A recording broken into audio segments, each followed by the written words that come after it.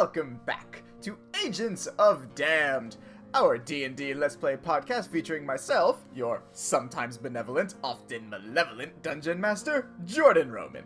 And, as always, I am joined by my fellow players. Hi guys, I'm Katie and I play Saith. Hey everyone, I'm Christina and I play Winterra. And I'm Drew McLean, and by Bahamut's hospitable hotel chain, I play the good Dr. Arlo Aegon. Hospitable hotel chain. Cool. Are you actually writing these down now? Don't worry about it. Hospitable hotel chain. Okay then. So, tell me, have you guys ever, this is just like some casual conversation before I attempt to viciously murder you all.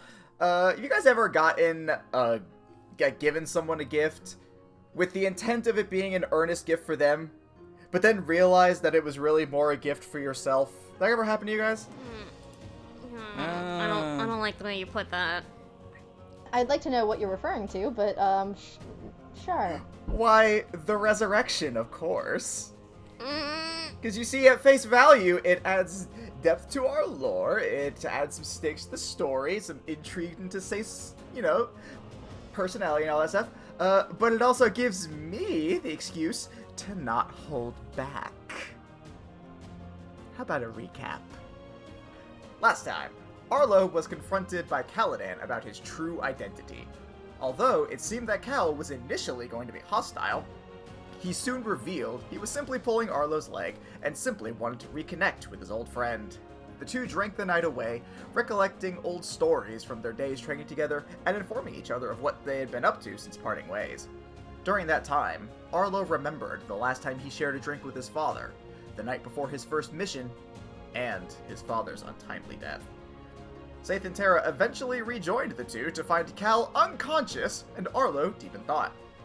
The three dropped Cal back off in his room before retiring to their own.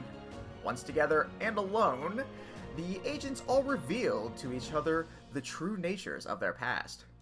When Terra shared the truth about Oliver, her younger brother who died in a forest fire when she and her siblings were still quite young. Arlo himself told the others about the guilt he felt about not going to help his father, and how he blamed himself for following orders instead of going to help. Finally, Saith told about her parents' murder, of the revenge she had enacted on her grandparents, and about her meeting with Varus and his untimely demise. The agents slept uneasily that night, but also renewed in the trust they shared. The following morning, a hungover Cal came to escort them towards the ruins where the Fun Pals were last sighted. However, he first needed help with quieting a disturbance in the town square, claiming that Kane was busy sorting out the details of an incoming shipment and was otherwise unable to help. As the agents went to see what the issue was, Saith drew upon the power of her second boon. This time, she had been given the power to resurrect a single mortal soul. Despite opening up to her comrades the night prior, Saith quietly whispered to herself, "It's not relevant information." Upon arriving at the town square, they found what appeared to be a strange creature dancing in the middle of the road. However, it was actually two kobolds in a costume doing a performance for some quick cash. They introduced themselves as Lee and Tell before being asked by the agents to disperse until they could get the proper authorization to engage in street performances. Lee offered their services as mercenaries, and while ultimately turned down, asked that the agents keep their offer in mind. Cal then led them to the stables to take the agents to the Utheran ruins on horseback, or rather, nightmareback. Winterra refused to ride on a fiery steed, and instead summoned Jockbird and Birdie for the agents to ride. On the way, Arlo and Cal engaged in some friendly competition, with a race that ultimately saw Arlo using magic to secure Jockbird the win. At the ruins, the agents made their way inside to see a large Gnoll wielding a great axe, surrounded by his underlings, with the Ioun stones orbiting his head like a crown. And thus we resume our tale. As of right now, you guys are still in the entryway of this cavernous area. There are gnolls all around you guys on various levels, different rock formations, and they are all facing this one main gnoll who sits on a throne made of bones, wielding a great axe with the Ioun stones circling his head. they're chanting out his name. Immor! Immor! Immor! The Gnoll they're referring to as Immor looks, for all intents and purposes, like he was made from a normal Gnoll. However, he is far larger than your average Gnoll. And not in the sense that he just grew bigger than your average Gnoll, but rather as though he was turned into this. There are patches in his fur where there is nothing, and it doesn't look like the fur was removed, but rather like the skin was stretched out to the point where there was no visible fur there. And the flesh that is exposed is muscular and veiny, but also very tight. It looks extremely uncomfortable and unnatural, but there is no question that this Gnoll is extremely powerful. It sounds like you're describing a painful boner. God, yes, I was just thinking that. Ugh. I'm sorry, Why? I couldn't let that go past. I was like, it sounded too Why phallic. can you never just let me describe a scene without dragging it through the gutter, you sick fuck? It's what I do.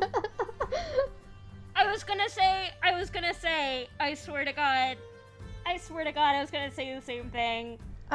You guys, oh my gosh, this maybe just shows how naive I am, but I was thinking a dude that does, like, fucking steroids or something. Thank you! Or like Arnold Schwarzenegger. I was thinking of Arnold Schwarzenegger naked. Like Specifically that's his dick, the way that. apparently. What? Oh Yes. Anyway, Arnold Schwarzenegger, if you're listening, apparently Katie is very interested in your dick. you guys are at the entrance of this cavernway. This is what you guys see, and as far as you can tell, none of the Gnolls, including the vascular dick Gnoll, have seen you. What do you all do? First, I'd like to cast Pass Without Trace before I forget again. Smart. Alright, so the layout of it, geographically speaking, is such that from where you guys are, you could make a beeline over to Immor. However, there is no way to hide while doing so, and even with Pass Without Trace, y'all would sure as shit be seen. So you'd have to, like, go along the edge of this cavern, which you could do, but there's no, like, set easy path necessarily. Yeah, Immor is too vigilant and rigid for us to get past him without being noticed. Okay, so how well hidden are we where we are now? We're able to still hear them chanting Immor, but like aside from that, what else? I'm just trying to get a better grasp on where we currently are. Okay, so trying to think about how best to describe. Imagine that there is like essentially a stone bridge. On one end is Immor on his throne. If you cross that bridge, there is an opening where you guys are presently hidden. From there, you could go along the edge in either direction. Effectively, there is a high path and a low path that you could take, one of which you could jump down from, but there's also a lot more gnolls that way. The other one you'd have to climb up from, but there are less gnolls there. I have no problems with climbing. And I'd be like, what, like an athletics check or something? Yep. I'd probably be okay climbing. Alright, well, first things first, stealth checks, please. Oh. Hell yeah. Hell fucking yeah. Did you really? Yes. I can't stand you. Coming from the person who I has told literally you. disappeared from the fabric of reality, shut up. Let someone else be stealthy for a change. Okay, I told you that these dice are rolling spicy at the beginning before we started recording, so this one was one of those. It's a nat 20, so plus 6, so that's a 26. Wait, plus your 10 also. Oh, so 36, sorry. You get to go into the void dimension that Safe typically goes into. It's pretty homey. Oh, this is interesting. I didn't think this is what it looked like. Why is it so moist? What is Saith doing here? There's a little sign that says live, laugh, love, polish your horn. Oh, that's why it's so moist. What did everyone else get? I got a non-natural 20. 31.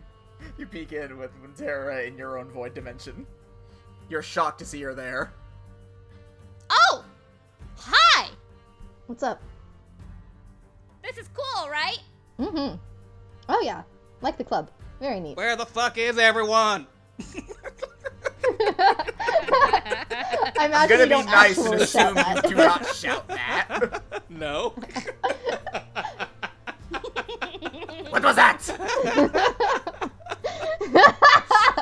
We're right here! So you guys managed to sneak your way around, and you are now at the base of the stone bridge that Immor is resting on. So you guys can go ahead and give me your athletics checks to see how well you climb. Non-nat 20. I got a 24. 16. Yeah, you guys managed to make your way about halfway up the pillar. You still remain undetected. Go ahead and give me another athletics check to see if you can make it the rest of the way. Yeah, that one's only a 17. I don't think that's a problem. Well, I'm gonna need clarification on that one. It's a non-natural 21. Well, it's a 21, but you know. As opposed to a natural 21. From my 21-sided die. It's like a 20-sided die, but it has one more because fuck you, that's how. You have your dodecahedrons, I have my dodecanalicious. What the fuck was that? Don't worry about it. Okay, yeah, you guys all managed to successfully make it up there. You guys are currently hidden in essentially the shadow of his throne, and to your knowledge, none of you have been detected. Oh, I love that you added to our knowledge. What are you talking about? I mean, that's always how it is with stealth, I think. Yeah, I'm never gonna actively tell you. Are we overhearing anything while we're climbing, or do we see anything or anyone, particularly any three small, possibly one musically minded and a concerningly minded? Nope. Okay. Just checking. You notice a distinct lack of fun and partying in this particular cave. They're all just like gathering, like, man, we really should party. And I was like, yeah, too bad we don't know how. And they just looked out. That's sad. No. Like, the chanting, it goes between chanting and Immor basically, like, boasting about how fucking great he is. So you hear things like, yes, follow me, my pack. With me and my amazing powers, we will never be hungry. The world is ours for the taking. Follow me, and we shall live in riches and glory forever! And then the chanting continues before he keeps on boasting about his own greatness. Be prepared. Pretty much. How many non-veiny gnolls are there? Oh, you mean actual, like, normal gnolls? Non-veiny, no. Yes. As is often the case with you guys, I am immediately regretting my choice of descriptive words. Roll me perception. 23. There's a good number of gnolls around you guys, however, the one thing that you do manage to take note of, you only clock about 12 of them that seem to be armed at the moment. The rest of them are just kind of there to cheer on Immor, but the only ones that appear to be a viable threat, other than, you know, the big hulking one, there are 12. And they do have longbows. Of course. Wintera looks at Arlo with like a raised eyebrow, trying to see if he has any input about what the next move will be. Like, so you say we haven't noticed, like, you know, where we might find, like, the Friday Night Fun Pals. We see a path that, like, might lead somewhere deeper where they would keep prisoners or something like that. You do notice that there is a cave behind you guys that seems to lead down to, like, further into the caverns. I guess we should probably go to that. Alright. You guys make your way down that way. What order are you guys going in? I would imagine normally I go first, but, like, I am now, essentially squishy. But also Arlo would just go first because it's like, fuck that. So yeah, Arlo's first. I guess I'll go second. I'll follow up on the rear. Alright. Go ahead, and as you make your way down, roll me perception, Arlo. That's going to be 19, yeah. As you make your way down, you hear a patrol of gnolls heading towards you, and you clock them before they manage to clock you. You have 1 round before they are within eyeshot of you. What do y'all do? How many are in the patrol? 6. Alright, I'm going to cast silence around them and like kind of motion for everyone else to like move, like get in on them and like start fucking them up. What's the range on silence? 20-foot radius sphere with a range of 120 feet. Alright, yeah. You, do you communicate this plan with everyone beforehand, or do you just cast silence and then motion fuck them up? I think I just cast silence and motion fuck them up. Okay, then. Had you talked to them, I would have given you a surprise round, but they are able to catch on because I can't imagine you guys would be able to just naturally react to, oh, we're fighting now, cool. Roll initiative. Oh, come on, man. 15. This is the one time where I did not want a nat 20. Is that bad? I don't want to go first. I think you do. You poor baby! Now you get definite sneak attack because of your assassinate ability, you fucking shit, Katie. Cool. Alright, fine, fair enough. 26 is my initiative right now. Oh, you poor deprived soul. How do you manage? 16. Okay, surprising no one. Safe goes first. I'm gonna draw my short sword, and I'm gonna try to take... You know what? I'm actually gonna use my short sword and the little weapon thingy on my tail, and I'm gonna try to take out the one in front.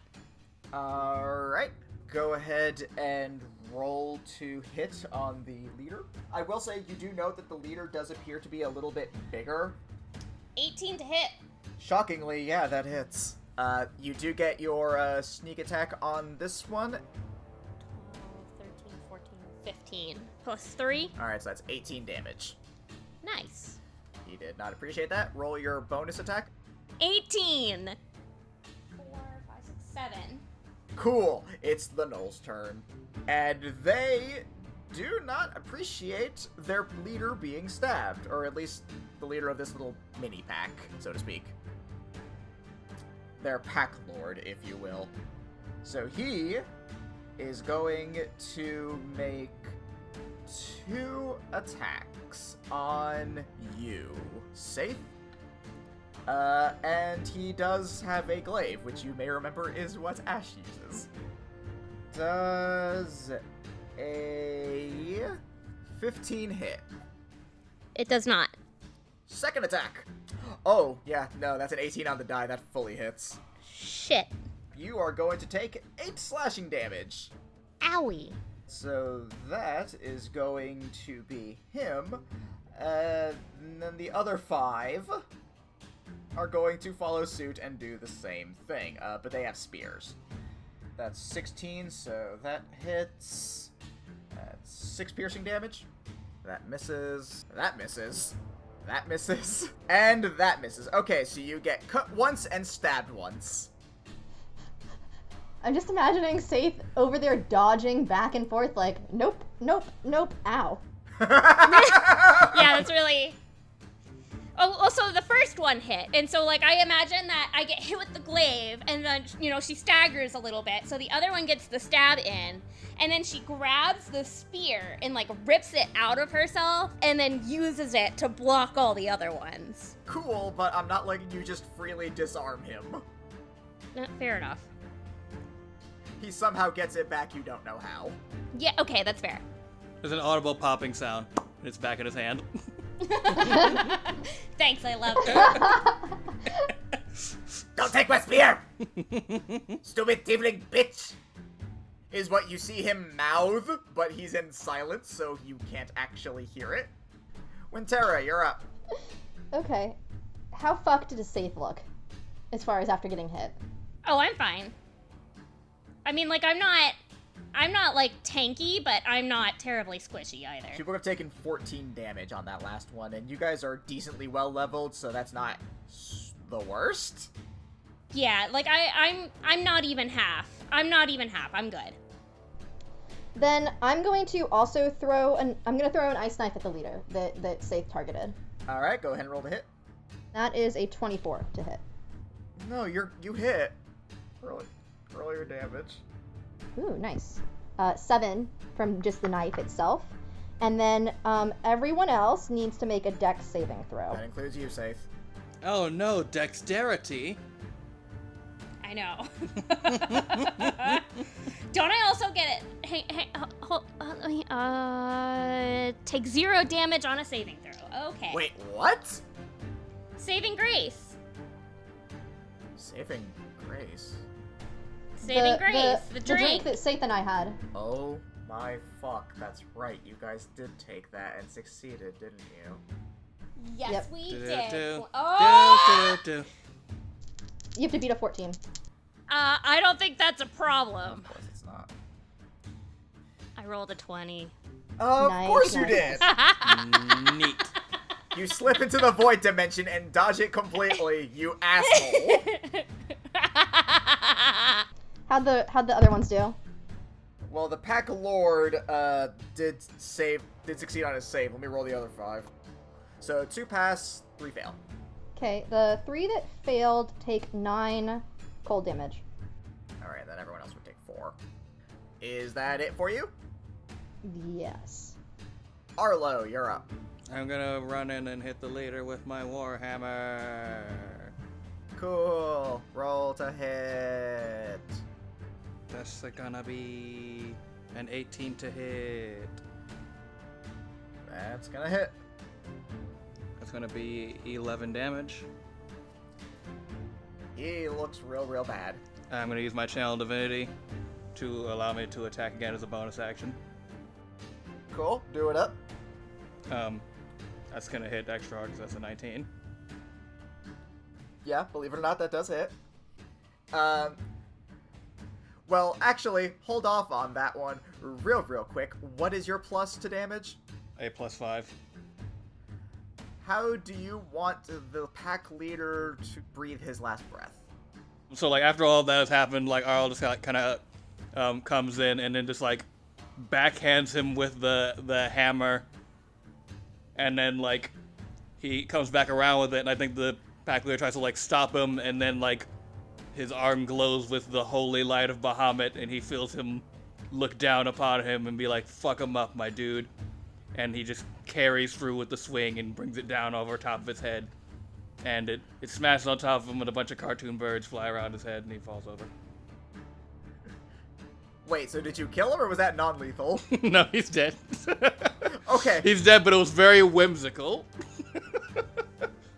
Bahamut helped out. He likes to keep it PG. The little cartoon birds are flying around his head, and as he falls over, they start pecking out his eyeballs. And then you look closer, and they're like, "Oh, those were vultures." Oh, that's the worst. Roll intimidation for me, please. Oh shit. Okay. And I have proficiency in intimidation. You get my tactical insight help action on that. Oh, Nice. shit! Yo, that's good, because that first one wasn't good. That's a 19. Wintera, you hear from your ring as you see Arlo attempt to do a scary face that just looks silly. You hear from the ring, No, tell him to furl his eyebrows more. He looks like a dork. Wintera shows up from the shadows behind him, looking ominous to try to assist with this, and kind of like jabs him in the back a little bit to make his eyebrows furrow. It's like, Yeah, no, the other gnolls see this and they run off into, like, deeper into the cave, away from Immor, like, whimpering. Bitches. So, congratulations, you guys have succeeded on that combat encounter. Shall you continue on? I'm gonna use a healing potion. Alright, go ahead. It's just a, like, lesser healing, right? Like the basic one? Yeah. That is 10 points. Alright, so you guys make your way further down, and eventually you come across a fork. We have a left path and a right path. Is it just a fork, or do we find any spoons or knives or other silverware? Actually, yes, ironically, it's kind of scattered throughout. It's weird. Neat. I just... There's actually like a bunch of different knickknacks around. Some of it looks like it might actually be worth some stuff. And then there's other things like silverware that are also just there. Gnolls are scavengers, so they probably just like stole this shit thinking maybe it's worth something. That's kind of adorable, actually. Can we do a perception check to see if we see anything that's worth something? Roll a investigation. 4. Fuck, there's a lot of spoons. Here, let me try. 21. Great, now I gotta bust out the Dungeon Master's Guide because, believe it or not, I wasn't expecting this.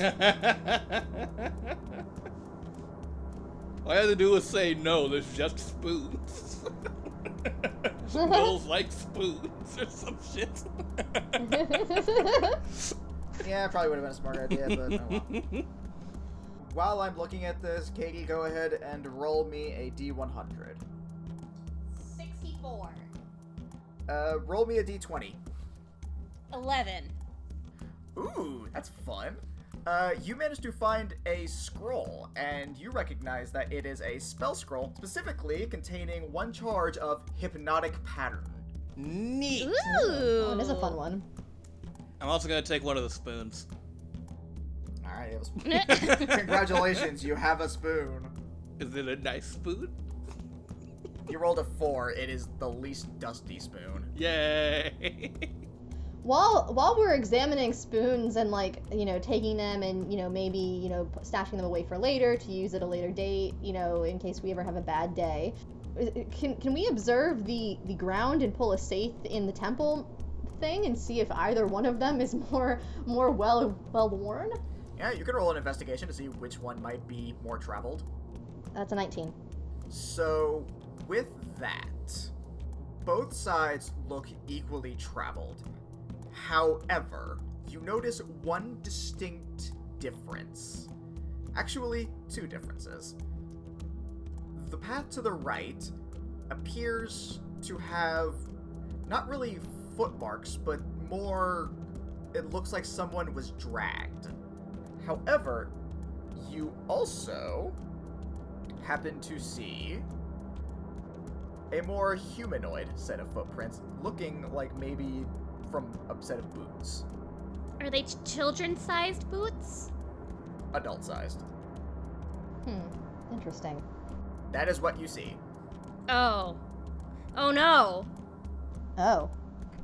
Do they look like the boot marks I've seen before? Define the boot marks you've seen before. Outside of the Thornhold stronghold. Roll me a history check. 13. Can't tell. Oh my god. You said that was on the one on the right? Yes. And the one on the right had the dragging too. They were both on that side? Yes, the left side appears to just be purely Gnoll tracks. The right side is what has the additional markings in the ground. So while the other two are looking at treasure, when Tara is Treasure looking at and the tracks spoons. and treasure and spoon. I mean, the spoons are treasure. When Tara looks at the ground and she looks back over at the other two and she's like, psst, there are other tracks over here other than the Gnolls. There are boot marks too. And it looks like people have been dragged this way. Do you think we should go this way? Well, if this is the way that the Friday Night Fun Pals might have been taken, then that's where we've got to go. Saith, you know she can't whisper, so she's gonna, like, hold Modi up by his scruff and point to the other pathway. Like, saying, should I send Modi that way? Yeah, that seems like a safe bet. She gives a thumbs up and, like, sets the cat down. I thought you were gonna say you threw him down the path. He gives a thumbs up and absolutely chucks Modi. He's here. Go, my son! She's gonna like punt him. She's gonna like rock kick him down the hallway. She loads him into a slingshot.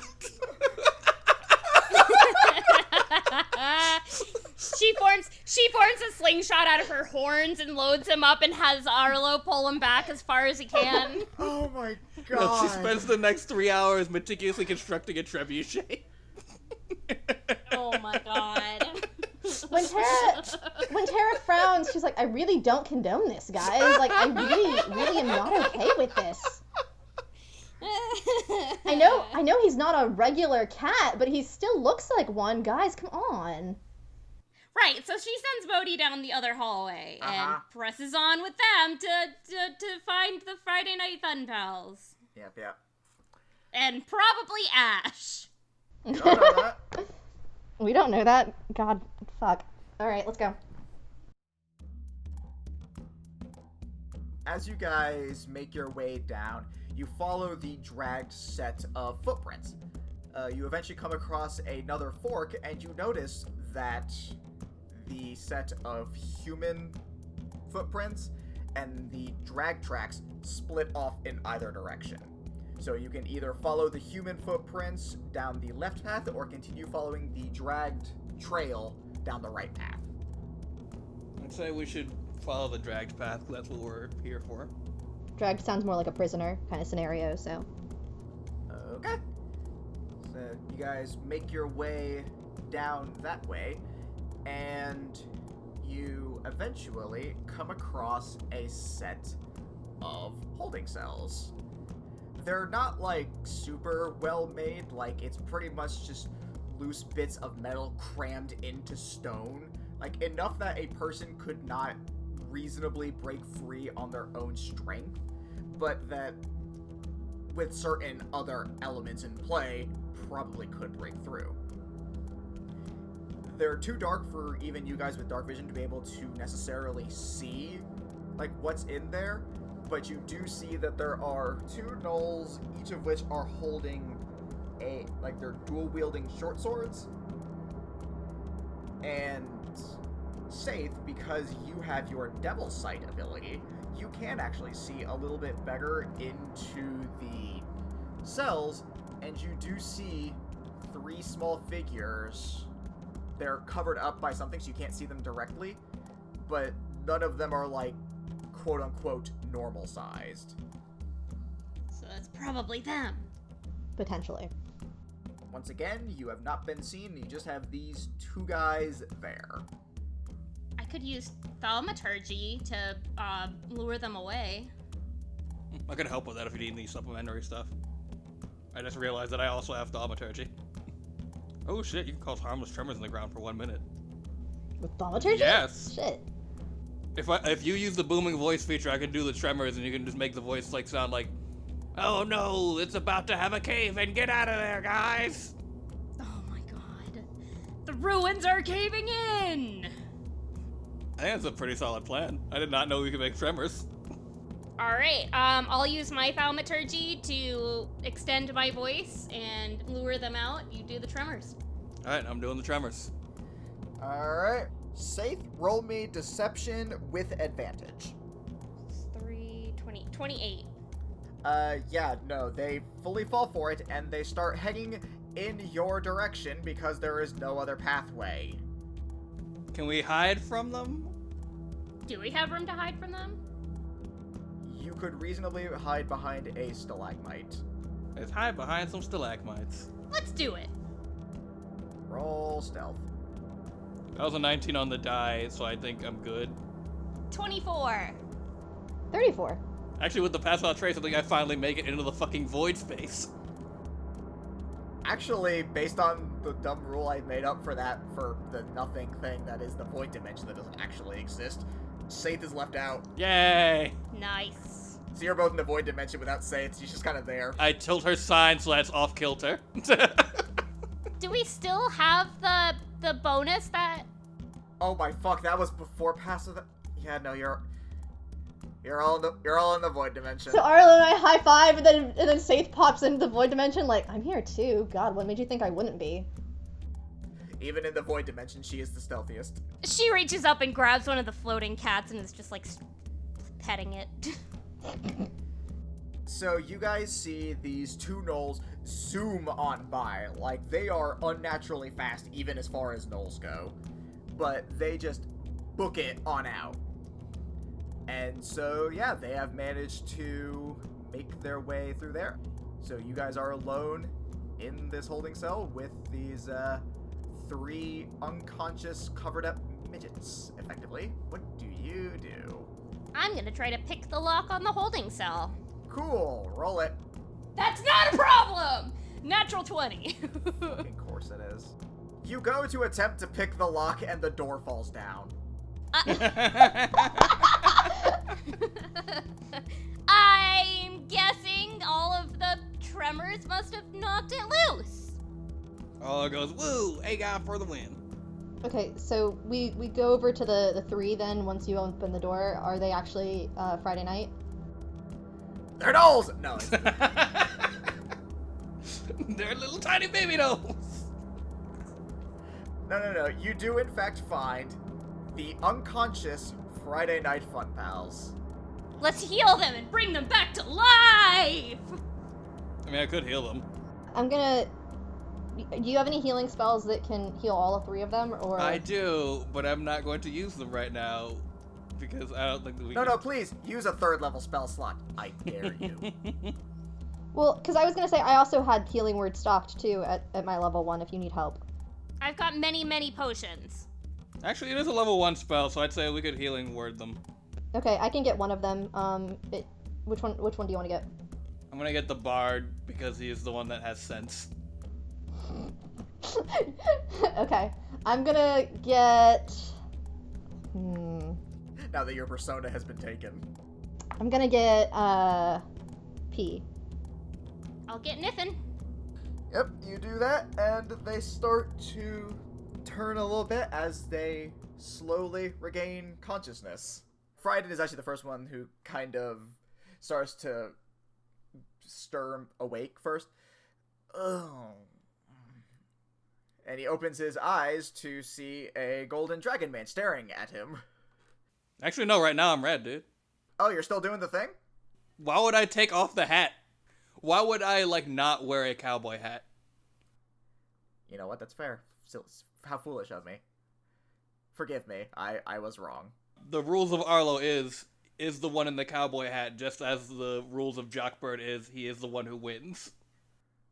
We have 3 sacred rules here on Agents of Damned. Jockbird always wins, Arlo always wears a cowboy hat, and Saith always succeeds under stealth rolls.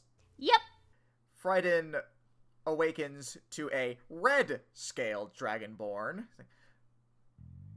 Do I know you, friend? You have not met me before. I am Silent. Nah, I'm joking. It's me, Arlo.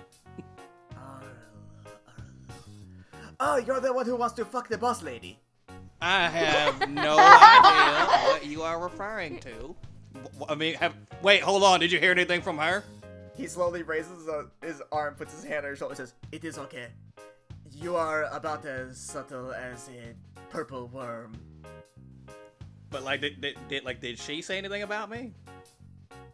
Oh no, absolutely not. I like the small ones way more than I did before. And you start to see the other 2 rile up. Knifin is the first one to get up. Where? Oh, hey Fred. Who are these guys? Hello again, Nathan. Good to see you. Yeah. So Frieden, who are these guys? We are the Fantasy IRS. We're here because you haven't been paying your taxes. He immediately pulls a knife on you and says, "Over my dead body!" Hold on, buddy. We're kidding. We're from Damned. We're just here to rescue you. It is okay, Knifin. They are the agents. And he puts his knife like, Ow. I knew that. and he cheats his knife. And then P gets up and he sees you, Wintera, and he just looks at you for an uncomfortably long time for saying, Sup? What's up? he just nods. Why? And so going back to Frieden, it's like, so I am confused. We were sent out to recover these stones. We got caught by Gnolls, and now we wake up here to find out that Boy Otto has undergone plastic surgery. Wintera knocks off the hat for a second. For a moment, Arlo goes back to gold before I assume immediately, like, reflexively grabbing the hat and shoving it back on. It doesn't even touch the ground. It, like, gets knocked in the air, he grabs it out of the air, and it goes right back on his head. You guys don't even get time to see the top of his head. Ah, magic. Yes, that makes far more sense. I do not know why I assumed... You know, I have been out of it for... What day is it? Thursday. Ah, so close. So... Not that I do not appreciate you here. Why are you here? The boss lady had sent us. Wait, which Thursday is it? You've been gone for a couple of weeks, so maybe multiple Thursdays after. He looks over at Knifen and P with a look of horror on his face, like, we've missed so many Fridays. And they all just look dejected. The good news is, there's another one tomorrow. I like the way you think. And Knifen goes over and gives you a firm, reassuring slap on the behind. You know what? She's not even mad about it. Whatever. No. P follows suit and does the same thing a few seconds later. Jesus Christ. So Wintera eyeballs kind of the corridor for a second before looking back in and going, so we're still inside of the Gnoll Cave and we probably should leave, especially considering the one that looked like he, Arlo, what did you call him earlier on the way down here? Oh, he looked like a buff penis. Ah, the penis lord. Yes, I know who you're talking about. The penis lord? That is what P said. It is the weirdest thing. You do not happen to know where the penis Gnoll is, do you? He's just up the hallway a bit, surrounded by about 12 gnolls and a bunch of Ioun stones, so... Yes, see, that was the problem, was we need to get those. Yeah, how are we gonna go about that? Because they seem like they're making him real strong. Granted, also very phallic, but still real strong. More vascular than phallic, necessarily. Like, he's not, like, you know, tubular. Tubular, dude. But from what we could tell, our plan originally, before we were caught, was to have Knifen try to snatch them away. You see, the stones can be taken. It is incredibly difficult because they are essentially attuned to him. And so taking them would be very difficult, especially considering he is extremely powerful with the stones. However, we were able to figure out that without the stones, he is just a regular Gnoll. So if we can get the stones from him, he will be weak. So effectively for every stones that we get, we can weaken him. But again, as I said, very strong as he is right now, and incredibly difficult to get those stones. Arlo looks over to Wintera like, Wintera, I think in our off time we discussed some smaller friends of yours that might be helpful in an endeavor such as that. Oh, you mean the ones that look like Porta Benjamin? Yeah, those guys. My God. This is what you get for teaching us about stat blocks, you fuck. You brag about, like, the things your monsters can do, and we're like, oh man, too bad we can't do that. Oh my fuck. Yep, eat it, bitch. Wintera thinks for a second, and she says, yes, but the only thing with that is that I can't keep the pass without trace spell on us at the same time. And if I get hit at any point, there's a chance that they may disappear. Well, I mean, we can avoid that by not directly ourselves going into the room. They're also, while I am great at summoning things, and, you know, my summons are a little stronger than I think some people's are, not the strongest. So they may only be able to take one hit, depending on how strong this guy is. As you said, he is very powerful with all of those stones. To be clear, what exactly little creatures are we talking about? Quicklings. Oh, the little purple fair creatures? Yes, those. Oh, yeah, no, he would absolutely destroy them on a single hit. That is not even a question.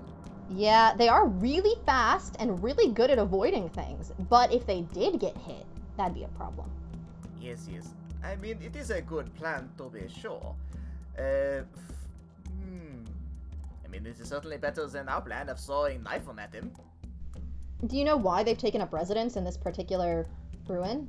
They are scavengers. They go where they can find refuge and take what they want. It is that simple. Rude. I know, right?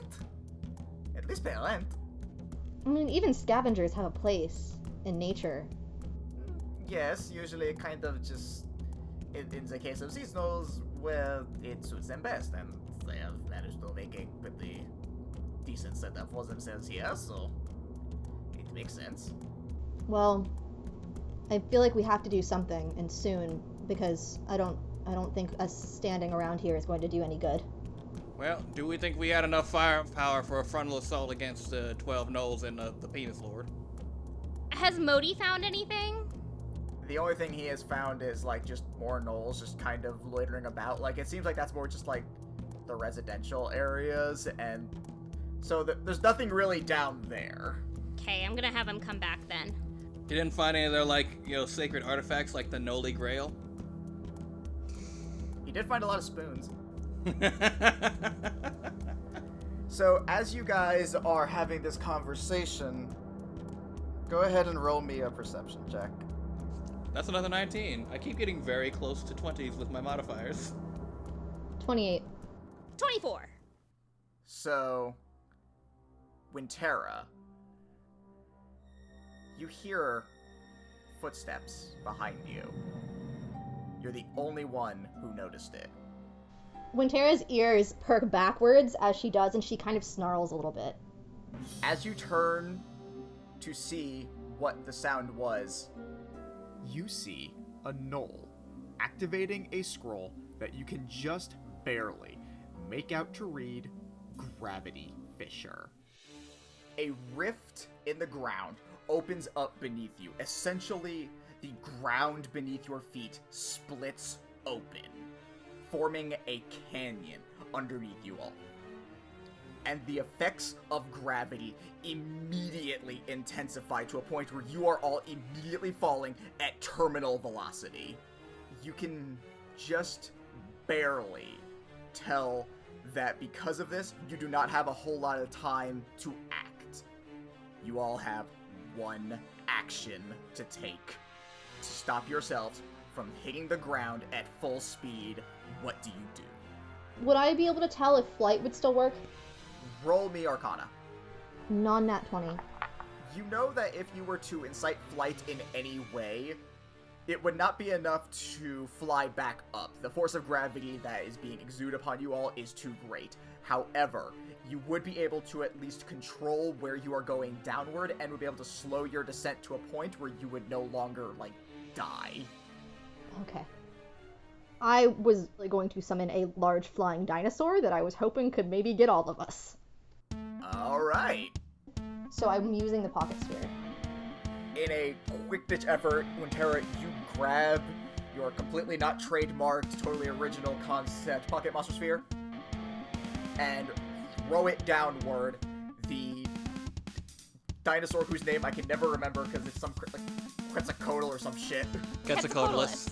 You summon this thing beneath you, and its wings catch up as if it's trying to fly, but as mentioned, it's not able to get any upward kick. But you all land on it, and in a sudden smack, you all hit the ground. Everyone, roll me a d20. Oh, thank God. 18. 16. 12. Saith, you are the first one to regain consciousness. Ugh. You look around and you see that you appear to be in, like, the bottom of these caverns, like, almost below what the gnolls would normally have been in. And there's just a bunch of debris and stuff everywhere. You look up and you can't even, like, really see a light source, but you can't even see where you came from. So you know you are at the very least 120 feet down, because that's the extent of your enhanced dark vision. You see everyone else around you, and they also slowly start to regain consciousness. Is everyone okay? Ugh. I think so. I think I have all my arms and legs. Yeah, I'm fine. I'm alright. I'm a little banged up. My hat's still on, which is kind of in keeping with my general theme there. Honestly, fun pals are good. We have resilience, so we're fine. When Tara goes over and she like strokes like the face / beak of her Quetzalcoatlus, who she is referring to as Zal, and she's like, Zal, are you okay? Is everything all right? I know that was hard. Zal looks very weakly at you before, like, almost forcibly being returned into the capture sphere. Like, that took everything out of him. Poor baby. So as you guys are looking around, getting your bearings, you notice something different about the area that you're in. Specifically, underneath some debris, you see what almost looks like the base of a statue with an inscription in it. I look at the inscription at the base of the statue. It is a name. The name on it is Vincent the Divine. You can't actually see the statue itself because there is some debris that landed on it, but as far as you can tell, the statue itself still appears to be intact. So if you just, like, move the debris out of the way, you'd be able to actually see what this Vincent guy looks like. Well, I'd say we've been pretty thoroughly, like, smacked down, so I don't see how we have anything to lose by, like, seeing how the statue looks. It's a Gnoll! It's a Gnoll! Fucking Gnoll. Surprise! More baby It was a Gnolls. bunch of gnolls standing on top of each other in a very large trench coat. Hey. No. You all work together to move the debris out of the way. And when the last little bit of rubble is cleared, and you can all see the statue, there's a few things that are of note. First, despite being in a draconic temple, or draconic ruins, it is actually of a human. The person appears to be clad in armor with a sword and a shield, the sword being pointed upwards in your standard hero's pose. But that's not the thing that catches your attention. More than anything, it's the face. You would recognize this one anywhere. As indeed, the statue is of the human form of Ash. And that is where we shall pause our tale for now.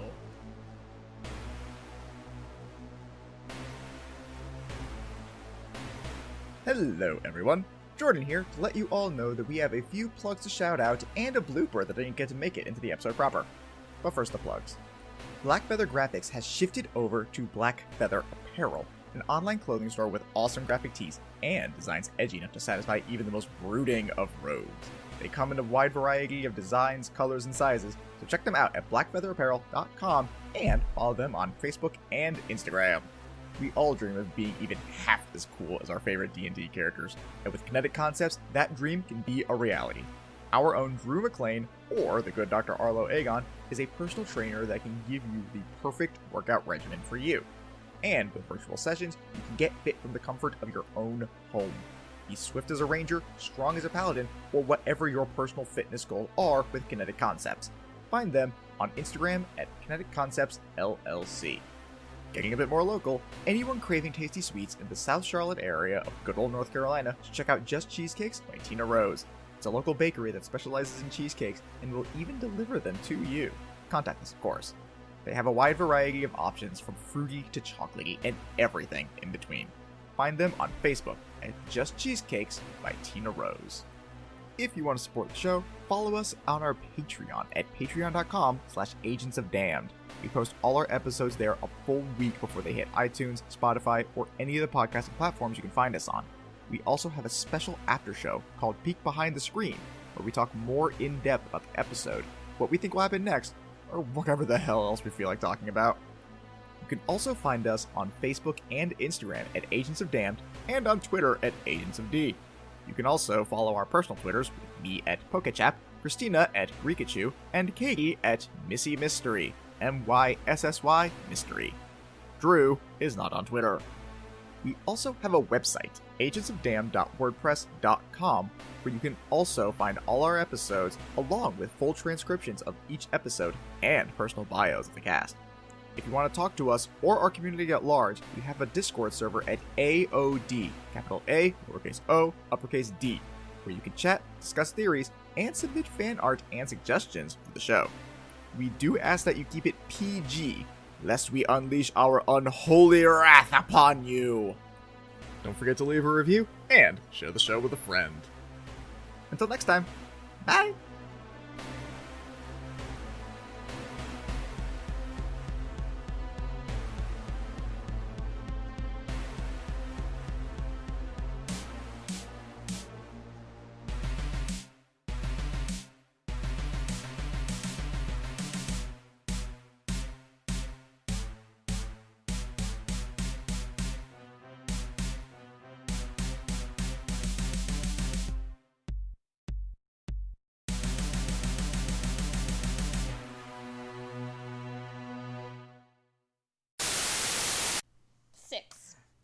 Yeah, no, that one misses. Well. Oh wait. Well, oh wait. well, oh wait. well, Wait. Andrew, Wait, hold on, wait. she's trying to say something, and I think I know what it is. I rolled my d6 and not my d6. Knew it! Oh my god, Katie. I'm sorry. It was a really hard day today. Look, in all fairness, 6 and 20 are very similar numbers. The dice is near identical. I thought that the hit carried over from my other one. I'm sorry. Super not. Okay. Oh, god damn it. Are the bird boys still out? I don't imagine that they would be. No, because they would have slowed us down immeasurably. Would they have? Because if you cast Fast Without We Trace did on not all- factor Yes. them into that entire sneak thing, so no, they're not. Jockbird is in my monster sphere, my pocket sphere, or at least a rendition of Jockbird is, and Birdie went to go Jockbird have some Alpha. tea. I'm imagining you like throwing the monster sphere at them, and then like, because silence is cast, just like very silently a scene unfolds where a big ass bird just like pops out, is flapping around and scratching at them, and like it's absolute chaos, but it's all completely quiet. Wintera, I do need you to do something at some point soon, please.